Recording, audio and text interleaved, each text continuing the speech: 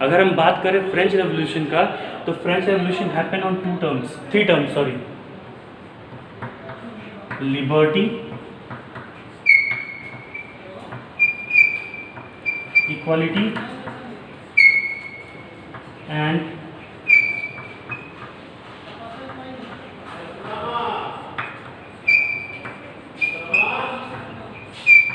Fraternity. इन 3 terms पे ही हमारा फ्रेंच रेवोल्यूशन हुआ था। देखिए, एक liberty means freedom, freedom from the despotic monarchial rule. Despotic मतलब क्रूरतापूर्वक शासन करना, absolute powerism. Equality that means abolition of feudal laws, जहाँ पे सोसाइटी को 3 भाग में बांटा गया है, the first nobility, clergy and the third state. And fraternity का मतलब होता है ब्रदरहुड, भाईचारा, एकता। दैट मीन्स इन 3 टर्म्स के ऊपर ही आपका रेवोल्यूशन हुआ था। That is called the French revolution. जो राइटर्स का मैं आपका नाम बता रहा हूँ, जॉन जैक रूसो, मोंटेस्क, वोल्टायर, इन लोगों ने इस 3 चीज़ पे बात की थी इन देयर बुक्स। कैसे गवर्नेंस होना चाहिए, कैसे आपका बर्थ राइट नहीं मिलना चाहिए, क्लास 9 में पढ़े हुए हो। इसी 3 बातों को लेकर के फ्रांस के लोग आपस में यूनाइट हुए and due to some rumours they attack the Bastille prison and the French revolution started. ऐसा लोग पढ़े हैं। बट सबसे इंपॉर्टेंट चीज़ों को समझना है, दैट इज ये जो 3 टर्म मैंने आपको समझाया है, ये 3 टर्म वो साइकोलॉजिकल एस्पेक्ट है जो कि फ्रांस के लोगों को कहीं ना कहीं प्रोत्साहन दिया, इंस्पायर किया फॉर अ रेवोल्यूशन। ठीक है, अब थोड़ा एक और चीज़ आपको समझाने जा रहा हूँ, एक न्यू टॉपिक है।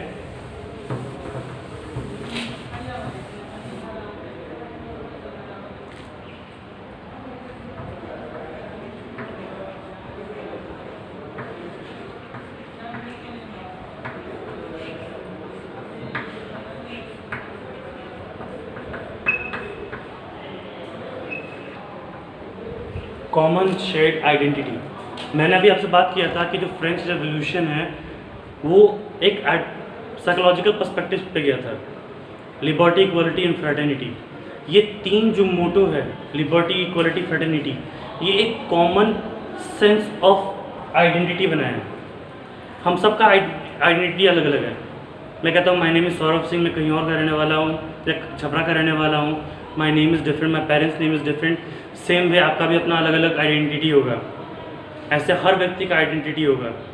पर जब भी हमको समाज में कुछ चेंज लाना होता है, हम लोग को लोगों के बीच में एक कॉमन शेयर्ड आइडेंटिटी लाना होता है। जब ये कॉमन शेयर्ड आइडेंटिटी इस्टेब्लिश हो जाता है, तब एक रेवोल्यूशन बनता है, एक लोगों में यूनिटी आता है एंड यूनाइटेड लोग रिवॉल्ट करते हैं, रेवोल्यूशन स्टार्ट करते हैं। जैसे मैं बात किया लिबर्टी, इक्वालिटी, फ्रेटर्निटी का, तो लिबर्टी, इक्वालिटी, फ्रेटर्निटी, ये जो 3 कंसेप्ट है वो पहले फ्रेंच रेवोल्यूशनरीज ने लोगों के अंदर जगाया, लोगों को समझाया। जैसे ये राइटर्स जो थे, मोंटेस्क, जॉन जैक रूसो, ये लोग इसको पढ़े, समझे, उनके बीच में एक कॉमन शेयर्ड आइडेंटिटी आया, आपस में जुड़े वो लोग, और जुड़ने के बाद रिवॉल्ट किए, और रिवॉल्ट करने के बाद आप जानते हो what happened, Louis 16 was removed and France became a nation, it became a republic. ठीक है, बट एक चीज़ आपको समझना पड़ेगा कि फ्रांस कैसे एक नेशन बना। या क्लास 9 में पढ़ चुके हो, सोच रहे हो कि मैं पका रहा हूँ, बट नहीं, ये आपको समझना पड़ेगा। क्लास 9 में आपने बस वो एक रोड मैप पढ़ा है कि लुई 16 को हटा के नेशनल असेंबली हुआ, नेशनल असेंबली को हटा के जैकोबिन्स आए, जैकोबिन्स के बाद आपके वापस 2 हाउसेस, 5 डायरेक्टर्स हुए, और लास्ट में नेपोलियन बन गया। ये आप रोड मैप तो आप रट के बैठे हुए हो, ठीक है, रोड मैप रट के बैठे। बट नेशन का फॉर्मेशन सिर्फ सत्ता बदलने से नहीं होता। Power shifting doesn't make a nation. मैंने समझाया था, अभी नेशन बनने के लिए कुछ चीज़ें ज़रूरी हैं। सबसे इंपॉर्टेंट चीज़ क्या होना चाहिए? सबसे इंपॉर्टेंट चीज़ होना चाहिए एक सेंट्रलाइज एडमिनिस्ट्रेटिव सिस्टम, जिसका defining characteristics of a nation है। आपका कॉमन शेयर्ड आइडेंटिटी होना चाहिए, 1 लैंग्वेज सिस्टम होना चाहिए ताकि लोगों में यूनिटी बना रहे। There has to be a 1 flag system, एक फ्लैग होना चाहिए, ठीक है, 1 मेजरमेंट सिस्टम एक्सेट्रा। ये सब चीज़ कहीं ना कहीं नेशन का एक कैरेक्टरिस्टिक्स है। इस कैरेक्टरिस्टिक्स को पहले फ्रेंच रेवोल्यूशनरीज ने फ्रांस में लाया, तब जाके लोगों के बीच में एकता आया। कंफ्यूज मैं दोबारा समझा देता हूँ। अगर हम स्टार्टिंग में जाए तो मैंने आपको समझाया था कि नेशन का डेफिनेशन क्या है। नेशन का डेफिनेशन क्या था कि एक ज्योग्राफिकल लैंडमास है, एक उसका एडमिनिस्ट्रेटिव सिस्टम है, लोगों के बीच में कल्चरल आइडेंटिटीज़ एक है, एथनिक बिलीफ्स एक है, लैंग्वेज एक बोलते हैं, they are united, they are all citizens of the country. ये हम जानते हैं ये नेशन का कैरेक्टरिस्टिक्स है। तो इन नेशन का कैरेक्टरिस्टिक्स को इन फ्रेंच रेवोल्यूशनरीज ने पहले फ्रांस में स्टैब्लिश किया। यही आपके बुक का द फर्स्ट टॉपिक है। It talks about how the French revolutionaries established a sense of common identity among it's people. लोगों के बीच में कैसे एक कॉमन आइडेंटिटी लाया है। जैसे we are talking about the first part, उन्होंने लाया the concept of la patrie and le citoyen. ला पैत्रे मतलब होता है फादरलैंड और ले सिटियन मतलब सिटीजन्स। अर्थ मतलब ये हुआ कि जो फ्रेंच रेवोल्यूशनरीज थे उन्होंने एक कंसेप्ट लाया, that is the concept of fatherland and citizens. That means this land belongs to everyone because it's a fatherland and everyone is equal being a citizen. इससे क्या हुआ, इक्वालिटी को वो लोग ले आए। Second thing what they did, उस समय जो फ्रांस था बहुत सारे डचीज कैंटोन्स में बटा हुआ था, सबका अपना अपना रॉयल फ्लैग था, रॉयल स्टैंडर्ड फ्लैग था, सब कुछ था। They remove all the flags, सारे फ्लैग्स को रिमूव करके they constituted a tricolour flag that will be for the unified Germany, unified France. पूरे फ्रांस के लिए उन्होंने एक फ्लैग का गठन किया, लोगों में एकता लाया। Third, a centralized administrative system was established in France, Paris. एक सेंट्रल एडमिनिस्ट्रेटिव सिस्टम को लागू किया गया। वो एडमिनिस्ट्रेटिव सिस्टम जो लॉ बनाएगा पूरे फ्रांस में एक जैसा फॉलो होगा, ऐसा नहीं एक कोने में कुछ और एक कोने में कुछ और, जैसे पहले डचीज में होता था। अब एक यूनिफॉर्म गवर्नेंस है, ठीक है, यूनिफॉर्म गवर्नेंस हो गया, फादरलैंड सिटीजन्स हो गया, इक्वालिटी आ गया, एक फ्लैग आ गया। Then new hymns were created, new oaths were taken, and the people who sacrificed their life in the formation of the nation, they were commemorated. उनको बहुत अच्छा कहते हैं प्रोत्साहन मिलता था। they were given honor as they sacrificed themselves for the formation of this nation. उसके बाद a uniform measurement of weights and length was introduced. And lastly, सबसे important चीज़ उन्होंने क्या किया, they abolished all internal duties and taxes and introduced one uniform system. इसके बावजूद उन्होंने French language को, जो कि पेरिस में बोली जाती थी, they made French language as the official language of France and they neglected or discouraged all regional dialects. There is a difference between a language and a dialect. Language जिसको हम भाषा कहते हैं उसका अपना ग्रामर होता है। डायलेक्ट या डायलेक्ट भी लोग कहते हैं, इट इज़ बोली, उसका कोई भाषा, उसका कोई व्याकरण नहीं होता, नो ग्रामर। लाइक हिंदी एक भाषा है पर Bhojpuri is a dialect, is a बोली, बिकॉज उसका कोई व्याकरण नहीं होता, इट्स जस्ट वर्बल। तो फ्रांस के लोगों ने क्या किया, फ्रेंच लैंग्वेज को ऑफिशियली एक्सेप्ट कर लिया as the official language of France and neglected all the rest of the regional dialects. इससे क्या हुआ, जो नेशन का जो मेन कैरेक्टरिस्टिक्स था, यूनिफाइड एडमिनिस्ट्रेटिव सिस्टम मिल गया उनको, इक्वालिटी ला पैत्रे ले सिटियन से मिल गया, वन फ्लैग वो ट्राई कलर्स उनको मिल गया, सिंगल वेट एंड मेजरमेंट मिल गया, इंटरनल कस्टम ड्यूटीज़ को एबॉलिश किया गया ताकि एकता बनी रहे, वन लैंग्वेज सिस्टम को इंट्रोड्यूस किया। This all led to the formation of the concept of a nation. आज का टॉपिक मेरा बस इतने ही पे था। It was only focusing on the concept कि नेशन क्या है, फ्रेंच रेवोल्यूशन का एस्पेक्ट क्या है।